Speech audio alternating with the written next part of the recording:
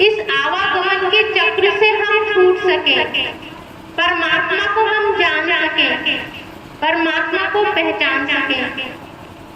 जो परमात्मा ने ये सत्संग जो भी जारी कराया, हमारे धर्म ग्रंथ शास्त्र जो भी हमें देते बताते हैं, जो भी हम पढ़ते हैं सभी सही है, गलत कुछ नहीं है। मगर उसने कभी किसी शास्त्र में आवागमन के बारे में बताया कि आवागमन कैसे हमारा खत्म होगा, आना और जाना। कहते हैं हम डेली ड्यूटी करने जाते हैं, फिर ड्यूटी से आते हैं, फिर सुबह हमें ड्यूटी जाना है। तो कहते हैं इंसान कहता है कि संडे का रेस्ट, संडे को हमें रेस्ट तो मिल जाता है। तो हम भी तो अपने जीवन में वो रेस्ट पाना चाहते हैं, वो आराम पाना चाहते हैं, मगर हम थकते ही नहीं है, क्योंकि हमें पता ही नहीं कि अभी अब तुम्हें भेजा जाए इस पेड़ को छू करके आओ, इस पेड़ को छू करके आओ, वापस आ जाओ। अगर ये आपसे 10 बार कराया जाए तो जो छोटा बच्चा है ना 5 साल का, वो भी कहेगा ये क्या पागलपंती है, बार बार उस पेड़ के पास भेज रहे हो, बार बार मुझे बुला रहे हो। और हम कितने महापुरुष हैं, कालिदास से भी ज्यादा हम तो महापुरुष बने जा रहे हैं। उस आवागमन को छोड़ते नहीं है, बार बार मरते हैं, बार बार जन्म लेना पड़ता है, फिर वही काम, फिर वही काम। ना तो अच्छे कर्मों को समझ पा रहे हैं, ना आवागमन के चक्र को समझ पा रहे हैं। तो परमात्मा ने जो ये सत्संग जारी किए हैं, ये सिर्फ जीव की उन्नति के लिए करेंगे, जीव जागृत हो और अपने आप को जान सके और अपनी बुद्धि के स्तर को बढ़ा सके। अच्छे कर्मों के साथ साथ जीव को भजन अभ्यास की भी जरूरत है। अपने जीवन में कहते हैं 24 घंटे, किसी के पास 36 और 32 नहीं, सिर्फ घड़ी की जो सुई है 24 घंटे की है। जीवन जो कभी सोचा है, गौर किया है, कल आने वाले कल को भी कल कहते हैं, बीते हुए कल को भी कल कहते हैं। कल क्या है? जो कभी होता ही नहीं है, क्योंकि जो बीत गया वो भी कल है, जो आएगा वो भी कल है। कल क्या है? जो आज है, इस वक्त है, इस समय है, वही समय तुम्हारे पास है। कल तो कल है, बीत गया वो भी कल था, जो आएगा वो भी कल है। तो जो समय तुम्हें दे रखा है, जो अब प्रेजेंट चल रहा है, जिस समय तुम अभी यहाँ पर बैठे हो, परमात्मा की याद में बैठे हो, सत्संग में बैठे हो, जो परमात्मा का तुम सत्संग सुन रहे हो, जितना भी ज्ञान अर्जित कर रहे हो, सिर्फ वही क्षण तुम्हारे अपने हैं, और नहीं तो सब कुछ कल है। बीता हुआ भी कल है, आने वाला भी कल है। कोई किसी चीज की परिभाषा है कि बीते हुए समय के लिए कुछ और कुछ और शब्द हो, और आने वाले समय के लिए भी कोई शब्द कोश में कोई नया शब्द रखा हो। किसी भी वैज्ञानिक ने सोचा कि बीतने वाले कल के लिए कुछ और कल कहा जाए और आने वाले कल के लिए कुछ और कहा जाए? नहीं। मगर तुम सोचोगे तुम्हारे पास सिर्फ आज का समय है। जो भी हमने परमात्मा की याद में, जो भी हमने समय बिताया, वही हमारा सत्य है, और नहीं तो सब कल है। जितना भी समय इंसान को मिल सके, अपने जीवन में से 24 घंटों में से 1 घंटा, आध घंटा, 15 मिनट, 20 मिनट, परमात्मा कहते हैं 2.5 घंटा, मगर जितना भी आपसे हो सके, जितना भी जोड़ सको, सब अपने लिए कुछ ना कुछ जोड़ते हैं। आने जाने के लिए स्त्रियां साड़ी जोड़ेंगी, पुरुष अपने पैंट शर्ट जोड़ेंगे, धन जोड़ेंगे, स्त्रियां भी जोड़ेंगे, अपने जेवर जोड़ेंगे, कहीं आना जाना है तो सब इंसान जोड़ते हैं। तो उधर जाने के लिए भी किसी ने कुछ अपने पास जोड़ा है, हम क्या लेकर के जाएंगे? किसी ने जाने की भी तैयारी करी है। हर जगह जाने की सब कोई तैयारी करता है। किसी के घर जाना होगा तो पहले से पहले तैयारी होगी, किसी को आना होगा तो उसके लिए तैयारी होगी। तो जीवन में तुम्हें भी एक न एक दिन जाना है। जब बचपन बीत गया तो जवानी आ गई, जवानी आ गई तो बुढ़ापा भी आ गया। सुख दुख तकलीफ, अच्छा बुरा सबके जीवन में चलता है। किसी से भी पूछ लो, आप सुखी हो? तो सुखी तो केवल संत का दास ही हो सकता है, और बाकी कोई भी संसार में सुखी नहीं है। एक ना एक दुखी सवन को सुखी संत का दास, कि सुखी तो वही होगा कि जो बिल्कुल दास होगा, सिर्फ जो परमात्मा के ध्यान में होगा। क्योंकि फिर उसको ये जब तुम भी सिर्फ यूं सोचोगे जो भी हमारे जीवन में हो रहा है हमारे ही कर्मों के द्वारा हो रहा है, क्योंकि परमात्मा जो कुछ करता है अच्छा ही करता है, वो कभी बुराई नहीं करता। तो यूं सोच लो कि जो कुछ हमारे जीवन में हो रहा है वो अच्छा ही हो रहा है, और जो कोई कुछ करेगा तो वो अपने लिए गलत करेगा। बहू करेगी, सास करेगी, बेटा करेगा, जमाई करेगा, वो सब कुछ अपने लिए गलत करेंगे। तुम सही हो तो तुम सिर्फ सही करते जाओ, परमात्मा का ध्यान करते जाओ, तो सिर्फ तुम्हारे जीवन में भी सही और सही ही होगा, आगे कुछ नहीं, सिर्फ सही ही होगा। तो कहते हैं कि एक ना एक दुखी सवन को सुखी संत का दास। तो जो परमात्मा का भजन अभ्यास करता है उसको पता है कि हमारे जीवन में ऐसा ही होना है। चाहे वो कृष्ण भगवान हो, तो क्या पता है वो युग पुरुष थे, महापुरुष कहो, युग पुरुष कहो, उन्हें पहले से पता है कि हमने जो करा है वो हमें ऐसे ही भोगना है। सीता को पता है कि मुझे वनवास जाना ही है, राम को भी पता है मुझे वनवास जाना है, उन्हें पहले से पता है। मगर तुम्हें अपने जीवन में ना तो दुखों के बारे में पता है कि दुख आने वाले, ना सुखों के बारे में पता है, इसीलिए तुम घबरा जाते हो। दुख आ गया तो घबरा गए, धन आ गया तो अहंकार में आसमान पे चढ़ गए। तो कर्म का आधार भी तुम्हें पता ही चलेगा जब तुम परमात्मा का थोड़ा बहुत परमात्मा को समय दोगे, अपने आप को जानोगे और पहचानोगे। जब हम भजन अभ्यास में बैठते हैं, आंखों को बंद करके जब हम परमात्मा के ध्यान में बैठते हैं, तब हमें एहसास होता है कि जो कुछ भी हो रहा है हमारे अच्छे के लिए हो रहा है, कुछ बुरा नहीं हो रहा। हमारे हर पल हर क्षण हमारे कर्म करते हैं। परमात्मा कहते हैं अपने जीवन में सिर्फ दो बातों को याद रखो, एक तो शाकाहारी जीवन जियो, दूसरा किसी भी प्रकार का नशे का सेवन मत करो। दो बातों पे ध्यान दो, और अच्छे कर्म और बुरे कर्म तो सभी को पता है। कहते पता होने से पहले जब तक हम उसको अपने जीवन में अमल नहीं करेंगे, अपने जीवन में उसको ढालेंगे नहीं, तब तक कुछ नहीं। किसी जीव की हत्या करके उसको खाओगे तो क्या होगा? कहते हैं शमशान घाट में क्या होता है, सभी को पता है। शमशान घाट में क्या होता है? मुर्दों को जलाया जाता है। कब्रिस्तान में क्या होता है? मुर्दों को दफनाया जाता है। तो हम जो भी मांसाहारी जीवन को जीता है, वो अपने जीवन में क्या अपने आप को कब्रिस्तान और शमशान घाट बनाया जा रहा है। तो हम ऐसा हम क्यों खाएं? कहते हैं कि जैसा अन्न वैसा ही मन, जैसा भी हम अन्न खाते हैं, प्रसाद, कहते हैं कि भंडारे के प्रसाद में बड़ा स्वाद है। तो वहां पर वो वाइब्रेशन कैसी है? हम उस प्रसाद को अपने घर में भी बना सकते हैं।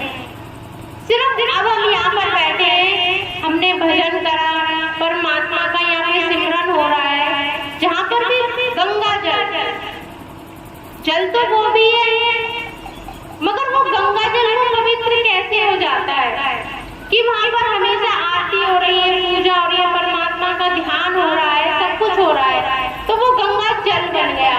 और जो हम नलके से चला के जो पी रहे हैं वो पानी हो गया।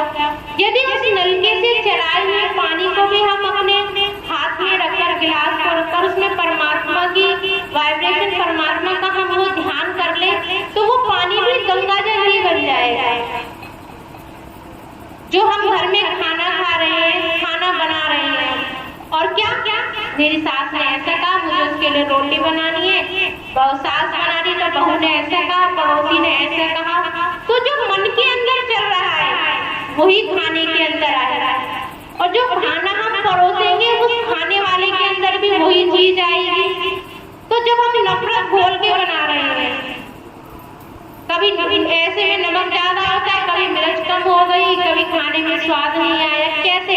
क्योंकि मन की स्थिति का उस खाने पे प्रभाव पड़ रहा है। जब कहीं पे भी भगवान का प्रसाद बनता है, भंडारा बनता है, तो वहाँ पर क्या होता है? सभी का मन अच्छा होता है, सभी भजन कर रही है, भजन करके पूरी बेल रही है, हलवाई है भजन करके, जो भी ध्यान करके वो भी सुन रहा है। उसे नहीं पता है तो वो सुन तो रहा है, तो बड़े ध्यान से वो बना रहा है, तो वही प्रसाद बन गया। और हम भी अगर अपने घर के खाने को, जो भी स्त्रियां हैं, घर के खाने को प्रसाद बनाना हमारे हाथ में है। सिर्फ उस खाने के अंदर परमात्मा की याद डालनी है। नमक मिर्च तो वही होते हैं जो भंडारे में पड़ते हैं, फिर वो कहते हैं क्यों स्वाद आता है? तो स्वाद का क्या कारण है? परमात्मा की वो वाइब्रेशन, परमात्मा का वो ज्ञान। तो हम भी अपने घर के खाने को प्रसाद बना सकते हैं, और जो खाने वाला होगा उसको भी आनंद आएगा। कलह की चीज तो कलह में ही होगी। जैसा हम सोच के बनाएंगे, ऐसा ही अपने घर में अपने बच्चों को खिलाएंगे, तो वैसी बच्चों की बुद्धि चलेगी जैसी माँ की बुद्धि चल रही है, जैसी पिता की चल रही है। पिता भी खा रहा है तो वही सब चीज। इसीलिए अपने खाने को भी प्रसाद बनाओ।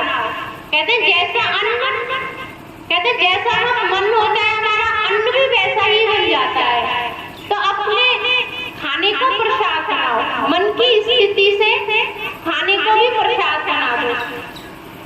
तो परमात्मा ने कहा कि जैसा पानी वैसी वाणी। जैसा हम पानी को हम पानी न बनाए, उसको भी हम गंगा जल बना दें।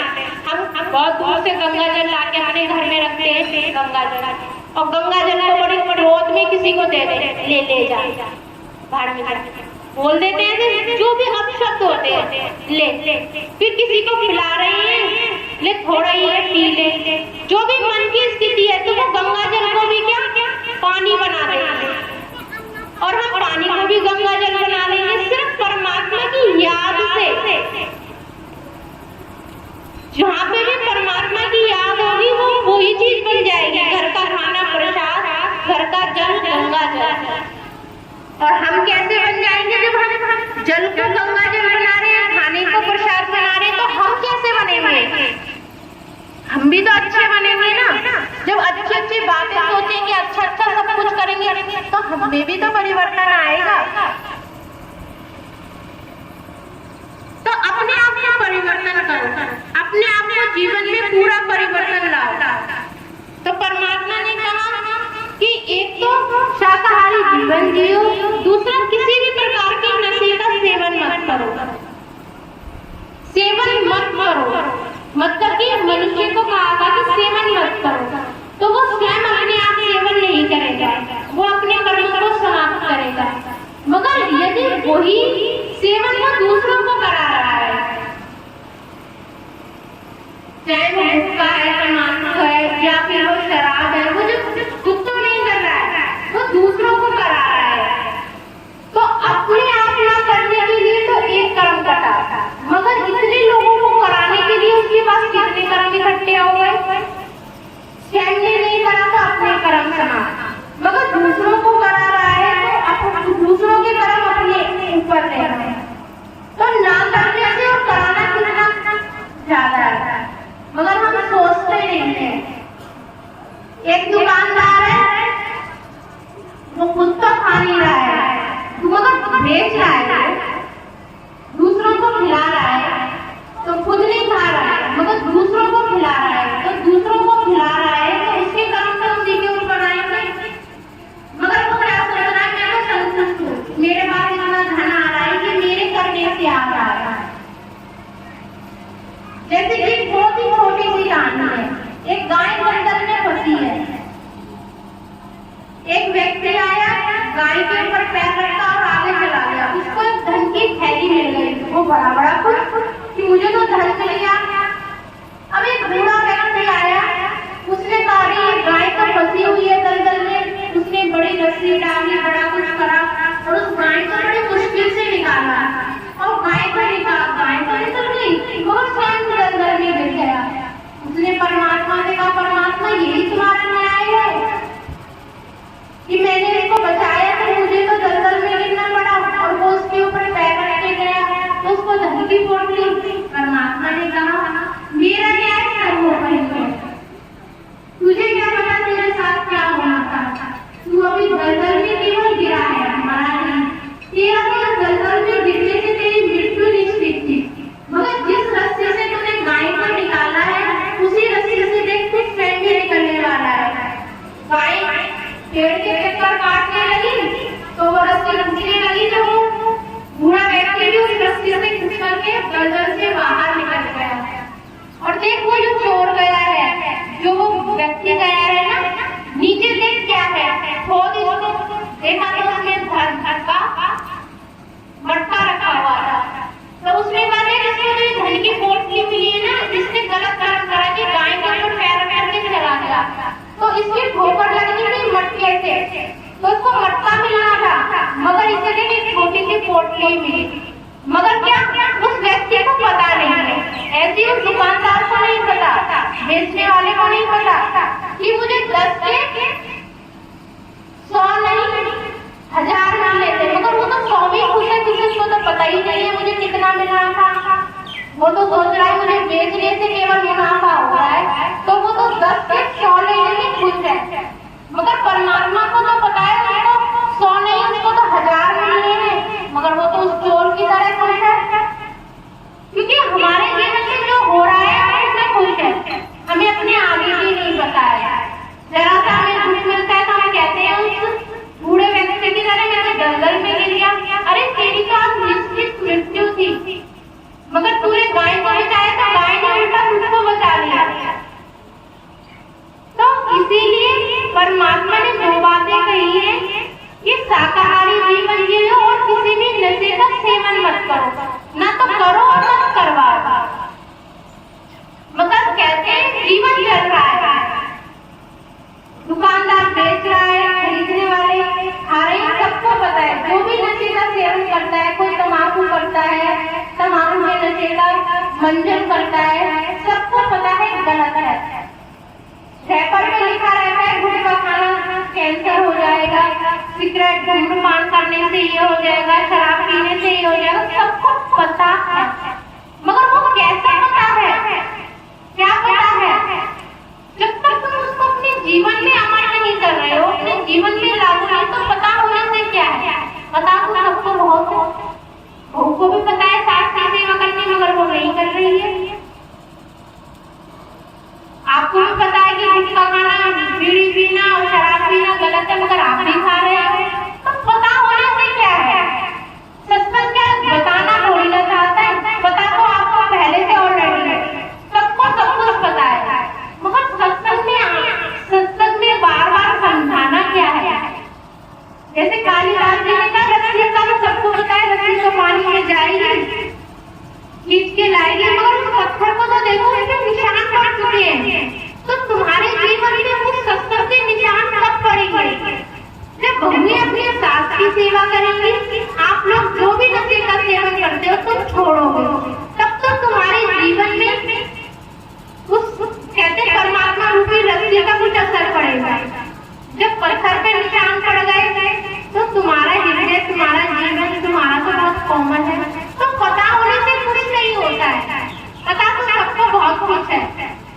मेरे बताने से पहले आप सब बहुत होशियार हो कालिदास जी की तरह, और बहुत कुछ सबको सब कुछ पता है, मगर उस पता को अपने जीवन में लागू करो, नहीं तो जब अंत समय आएगा तो परमात्मा के पास जाएंगे, कुछ भी नहीं रहेगा हमारे पास। तो पता है सत्संग में आते हो तो उसको अपने जीवन में लेके आओ। कहते हैं हमारे जीवन में क्या है? बुद्धि और मन। हमारी आत्मा जब हमारा शरीर छूट जाता है तो हमारे साथ क्या जाता है? हमारा मन और हमारी बुद्धि। उस सूक्ष्म शरीर के साथ क्या जाता है? मन और बुद्धि।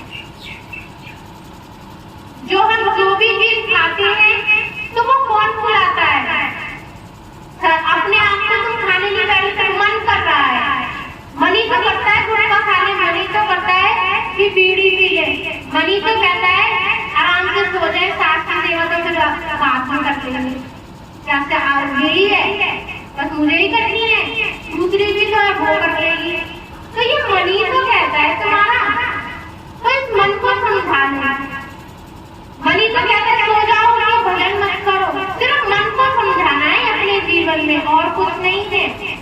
यदि मन को हमने अपने काबू में कर लिया तो बुरी चीजों से भी छूट जाएंगे, आध्यात्मिकता की तरफ भी मुड़ जाएंगे, और अपने जीवन में जो हमारे दुख चल रहे हैं वो भी समाप्त हो जाएंगे। कहते हैं शराब एक जना पीता है, मगर पीने वाला तो मत। दूसरा जो उसकी बीवी है, बच्चे हैं, वो कितना परेशान, वो क्या सुखी है? नहीं। बीड़ी एक जना पीता है, नशा एक जना करता है, बेचता एक जना है, मगर उसके कर्म तो सबसे जुड़े हैं ना। दुखी कहते हैं बुरे कर्म का बुरा फल, अच्छे कर्म का अच्छा फल। फिर दोबारा आगे जाकर के अपने अगले जीवन को निमंत्रण दोगे। तो सत्संग कहता है कि जीवन के आवागमन को छोड़ो, अच्छे कर्मों के साथ भजन अभ्यास को जोड़ो, जितना भी जिसके पास समय है, 10 मिनट, 15 मिनट, 20 मिनट, जिसके पास में जितना समय है उतना समय परमात्मा के ध्यान में लगाओ। क्योंकि आज जो हो रहे हैं वही हमें कल काटने को मिलेगा। तो सत्संग का अर्थ यह है, पता तो सबको पहले से सब कुछ है, मगर जब तक कि सत्संग में आकर अपने जीवन में परिवर्तन नहीं लाओगे, गलत आदतों को नहीं छोड़ोगे, तब तक कुछ नहीं है। पत्थर पर तो रस्सी के रस्सी के निशान, अपने जीवन में भी सत्संग रूपी रस्सी के निशान लाओ, अपना जीवन बदलो, तभी सत्संग का अर्थ सही है। अन्यथा तो सब व्यर्थ है, जीवन भी व्यर्थ जा रहा है, सब कुछ व्यर्थ जा रहा है। सभी को आज तीज का त्योहार है, सभी को शुभकामनाएं। अगला सत्संग 28 तारीख का है, 28 अगस्त, महीने का लास्ट हफ्ता। सभी यहाँ पर आना, सत्संग सुनना, अपने जीवन को परिवर्तन में लाना, अपने जीवन को बदलना, यही सत्संग का अर्थ है। सभी को राधा स्वामी का बहुत बहुत आशीर्वाद, परमात्मा की बहुत बहुत शुभकामनाएं, सबको परमात्मा का बहुत बहुत आशीर्वाद। अगला सत्संग 28 तारीख का है, सभी को आना नहीं, कोई निमंत्रण नहीं है, सिर्फ परमात्मा का आशीर्वाद है। जिसको परमात्मा की बारिश में आना है वो भीगो। आज मौसम सही कहते हैं, परमात्मा बारिश मत करना, सत्संग है। ऐसा हम क्यों करें? यूं सोचे परमात्मा तेरी मौज है, कल बरसाता आज बरस रहा है तो आज बरस रहा। हम परमात्मा के कामों में विघ्न क्यों डाले? हमारा जब वो कार्य है तो अब मत होना। परमात्मा क्या पता किस घड़ी के लिए क्या चीज करना चाहता है, तो अपनी हर चीज परमात्मा की मौजूदगी में मत लाओ, उसको जो करना है उसको करने दो। इसीलिए बस ये कहो, परमात्मा जो करता है अच्छा करता है। आज अच्छा करा ना, हम कहते हमने कहा ना, नहीं, परमात्मा जो तू करता है अच्छा करता है, सिर्फ ये शब्द कहा। और आज देखो मौसम भी अच्छा है, सत्संग भी हो गया, आपको भंडारा भी यहाँ पर बैठ करके खाना। सिर्फ ये कहो अपने जीवन में कि परमात्मा तू जो कुछ करता है अच्छा करता है, अच्छे के लिए करता है, तो सब कुछ तुम्हारा अच्छा होगा। जैसी वाइब्रेशन तुम अपने अंदर रखोगे वैसे ही परमात्मा उसको जल्दी सुन लेगा। ठीक है, सभी को परमात्मा का बहुत बहुत आशीर्वाद, सभी को राधा स्वामी। अगला सत्संग 28 तारीख का है, सबको परमात्मा की बहुत बहुत शुभकामनाएं। राधा